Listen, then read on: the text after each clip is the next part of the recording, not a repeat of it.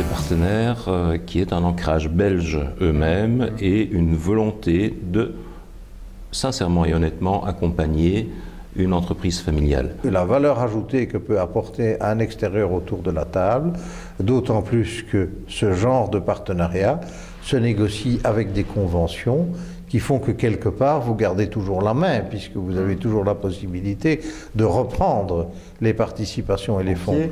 Les banquiers aiment bien d'avoir un partenaire qui soit là et qui puisse aussi absorber certains coups durs avec le patron d'entreprise dans la PME en particulier. En plus, lui avait du mal à trouver un héritier au sein de sa propre famille, et donc il a été jusqu'à la catastrophe de l'entreprise qui vivote maintenant, qui ne lui appartient plus, bon bref, etc.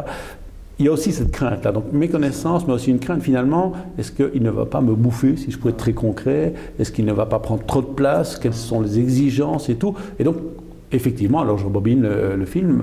Mon choix s'est naturellement tourné vers eux, parce qu'ils m'ont apporté le complément dont je ne disposais pas à l'époque. Il y avait un tiers qui provenait plus ou moins de moi, un tiers qui provenait d'Investsud et un troisième tiers qui provenait des banques. Souvent, l'acteur de capital à risque comprend la situation, le souci du patron de PME et trouve une solution qui est une partie en capital, une partie en financement classique.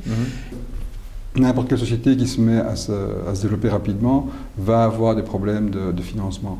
Alors quand je dis des problèmes de financement, c'est au sens positif du terme. Donc c'est pas, la question va se poser. La question va se poser, elle va se poser parce qu'en fait, le bénéfice qui est généré par l'activité n'est pas suffisant. Il y a toujours un cash flow dans une entreprise, il y a un cash flow libre. Qu'est-ce qui reste après avoir remboursé les emprunts? S'il n'y a pas un peu d'autofinancement, la moindre difficulté peut de nouveau poser des problèmes. Évidemment que la dette peut être utile à certains moments, à certains seuils de croissance de l'entreprise, mais l'éviter, c'est se donner une liberté d'action.